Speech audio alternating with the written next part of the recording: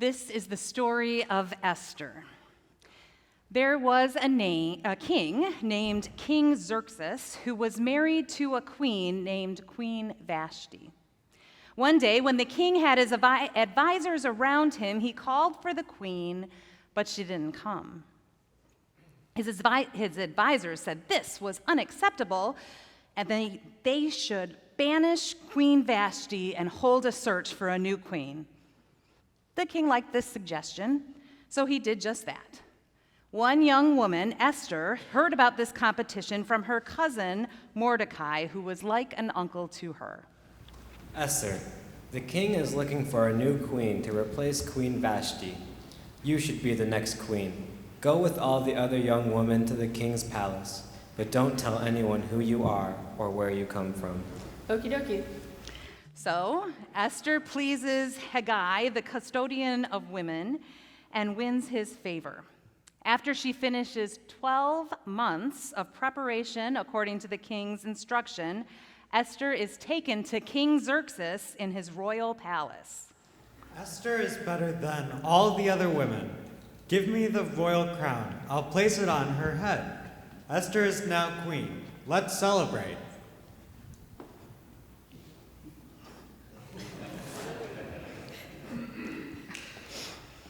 And so they did. But Mordecai heard some troubling news and called a messenger to take a message to Queen Esther. Please tell the Queen Esther this message is from Mordecai, and it involves the king's life. I heard two of the king's doorkeepers talking about how mad they are at the king and how they will conspire against him. Please tell her immediately. Queen Esther received the message and replied to the messenger, Thank Mordecai for his faithfulness to King Xerxes. I passed on the message in his name, and a plot has been discovered. The two servants of the king have been punished by hanging. The deed has been recorded in the book of Chronicles in the presence of the king. After these events, King Xerxes promoted a man named Haman, the son of Hammedatha and Agagite, to be the prince of all princes, to be over all the princes. All the king's servants paid homage to Haman as the king instructed, except for Mordecai, since the Jews and the Agagites were bitter enemies. I am not going to bow down to Haman. I am a Jew. I will have my revenge, not just against Mordecai, but against all his people, the Jews, for he didn't give me the respect the king commanded he give me. So lots were cast in front of Haman to determine the time to betray the Jews to King Xerxes. The 12th month is chosen. Haman goes to the king to present his evil scheme. My king, there are certain people living within our kingdom who don't keep your laws. Let a decree be written that they be destroyed. I will pay 10,000 talents of silver to make it happen. All right, Haman. The people and the money are given to you. Do with them whatever you want.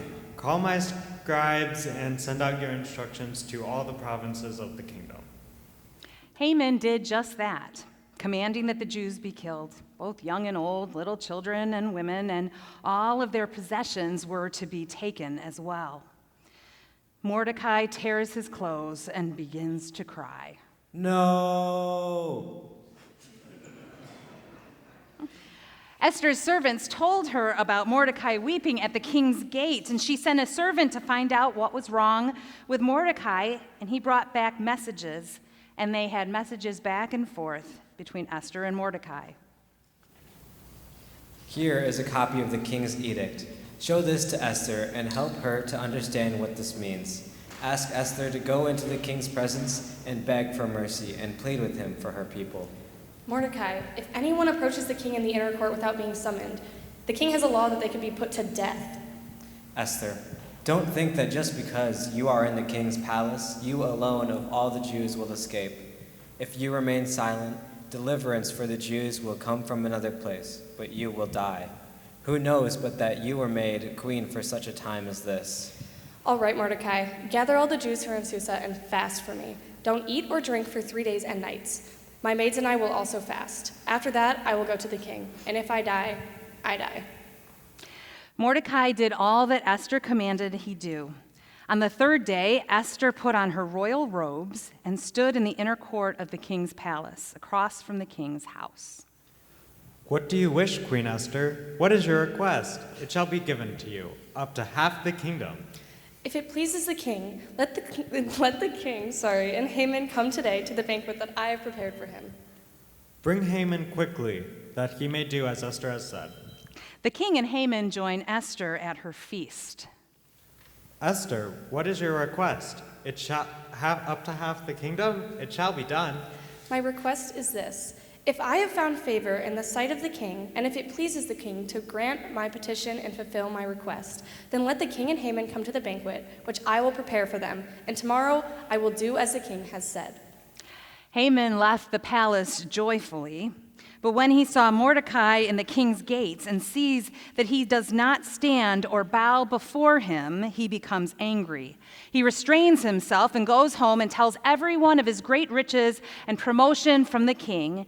When he complains of Mordecai the Jew, they urge him to make gallows and suggest to the king that Mordecai be hanged on it. Haman loves this idea. Meanwhile, I can't sleep. Attendant, please bring me the records of the chronicles and read them to me. the attendant reads about Mordecai, who had saved the king by reporting the plot of the doorkeepers. Mordecai has never been rewarded for what he did. Wait, who is in my court? It's me. Come in, Haman. What shall we do for the man whom the king delights to honor? Well, I think you should put a royal robe on him and let him ride your horse, which has a royal crest on his head. Then one of your most noble princes should parade him around to be honored in the city square and proclaim before him, "This is the man the king delights to honor." Hurry, take this robe and get one of my horses, as you have suggested, and do all this for Mordecai the Jew, who sits at the king's gate. Leave nothing of what you've said undone. Haman takes the robe and the horse, dresses up Mordecai in the king's robe, and leads him on horseback through the city square, just as he recommended. Then he returns to his house in shame. While he's telling his wife and friends what's happened with Mordecai, the king's attendants come to take Haman to the banquet that Esther has prepared.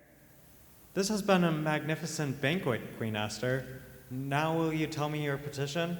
Whatever it is, it shall be granted to you. And what is your request? Up to half the kingdom? It shall be done. If I have found favor in your sight, O king, and if it pleases the king, let my life be spared, and the lives of my people also, at my request. For we have been sold, my people and I, to be destroyed and to be killed. Who would dare do such a thing? The adversary and enemy is this wicked Haman. Haman is terrified before the king and queen.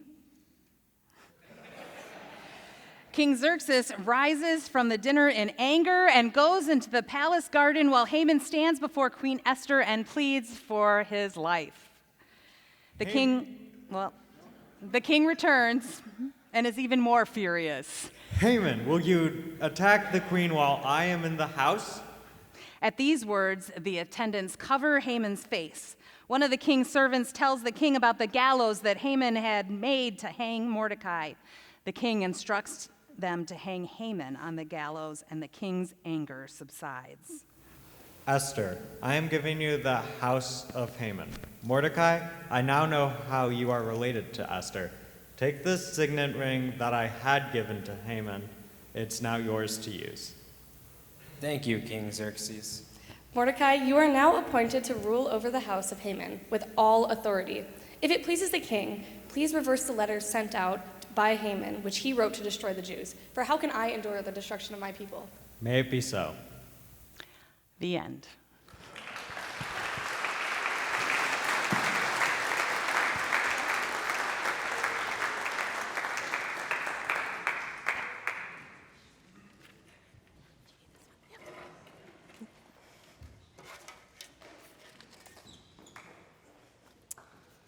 Please join me in an attitude of prayer.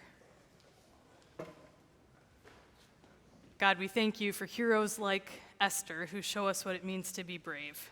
And we ask that you would bless the words of my mouth and the meditations of our hearts, that they may be pleasing and acceptable to you. Amen. Who is your favorite superhero? Shout it out. Who's your favorite superhero? Okay, I heard a few good ones out there. There are a lot of good superheroes to choose from, whether you're watching movies or reading the original comic books or looking at some other kind of story. There are many choices, and some of them can do amazing things like fly or see through walls or spin webs or lift heavy objects, and other superheroes rely more on gadgets or their teammates to make amazing things happen.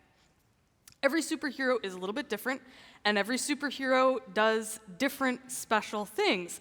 But there are some things that every single superhero has in common. Number one, superheroes help people.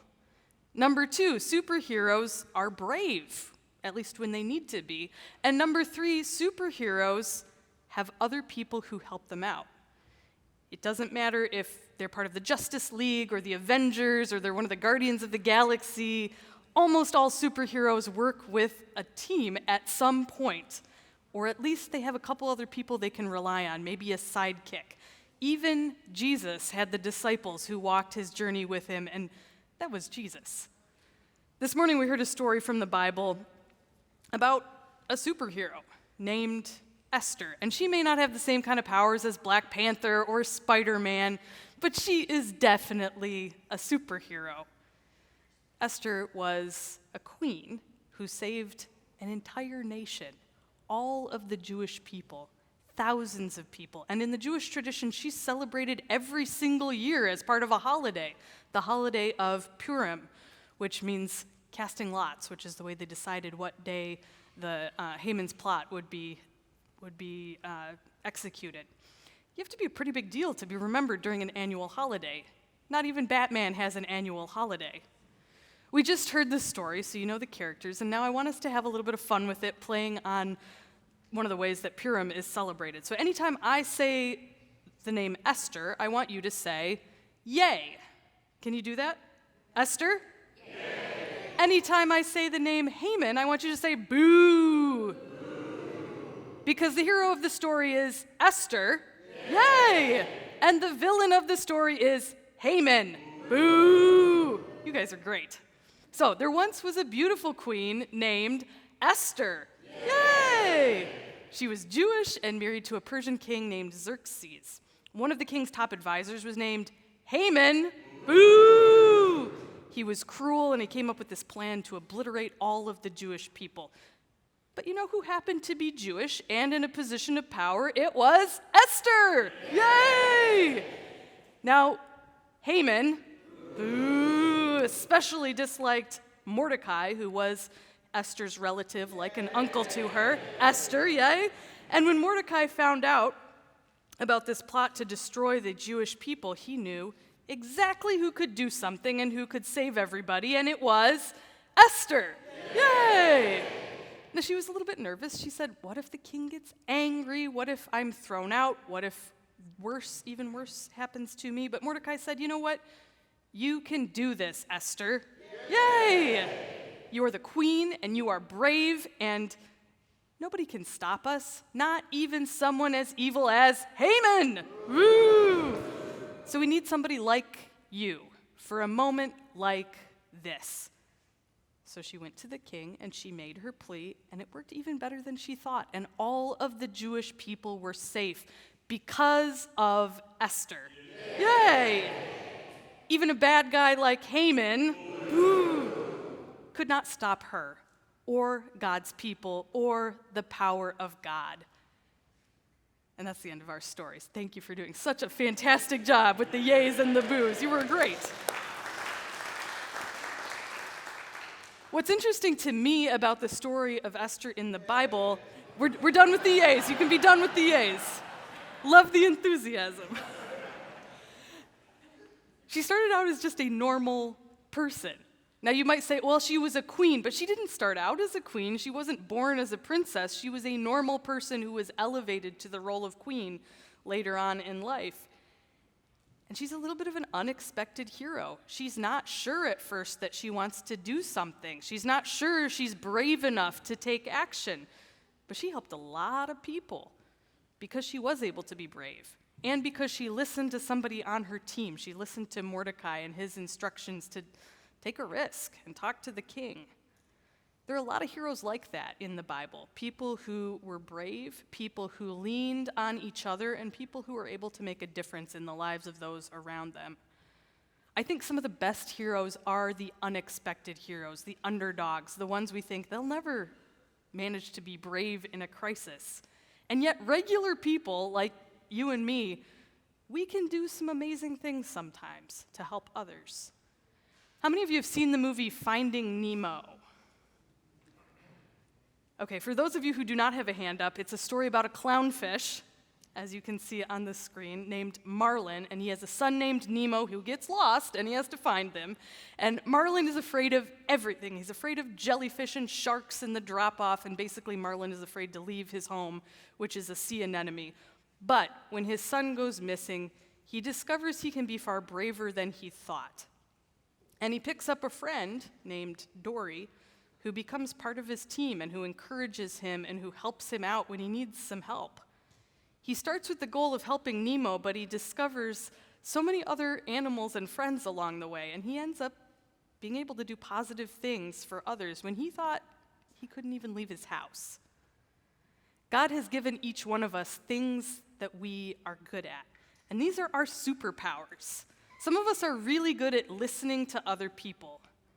Some of us are really good at talking.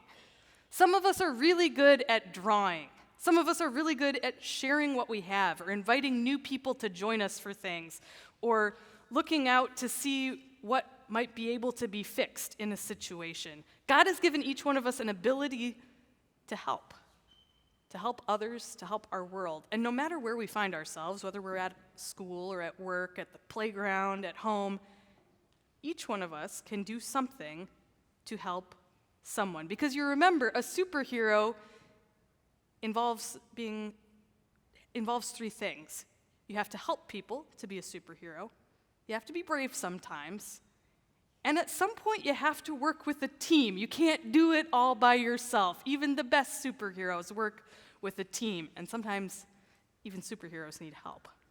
So if we're at school or work, maybe being a superhero means doing something small, like holding the door open for somebody behind us. Maybe being a superhero means doing good listening when your teacher is talking to you. Maybe being a superhero means noticing somebody who's new and inviting them to sit with you at lunch. It doesn't have to be an amazing Batman or Esther kind of superhero activity to make a positive difference in somebody's life. You can be a superhero even if you're doing something really that seems small. Being a superhero might mean sharing. Being a superhero might mean taking a deep breath when you're angry so you don't take your frustration out on somebody else. If you're at home, being a superhero might mean doing something to help somebody else in your family, working together on your family's team, because every family is a super family, kind of like The Incredibles. If you haven't seen that movie, you might want to look it up after this. It's another fun one. I want you to think right now about one way you might want to practice being a superhero for people that you meet. It could be holding a door open everywhere you go for the next week. It could be speaking kind words intentionally every single day. It could be looking for ways to include new people. Do you have something in mind? Some way you might want to practice being a superhero to somebody else? Some of you are looking at me with a little bit of glazed over look. So turn to your neighbor and share an idea that you have to practice being a superhero. How could you or somebody that you know practice being a superhero?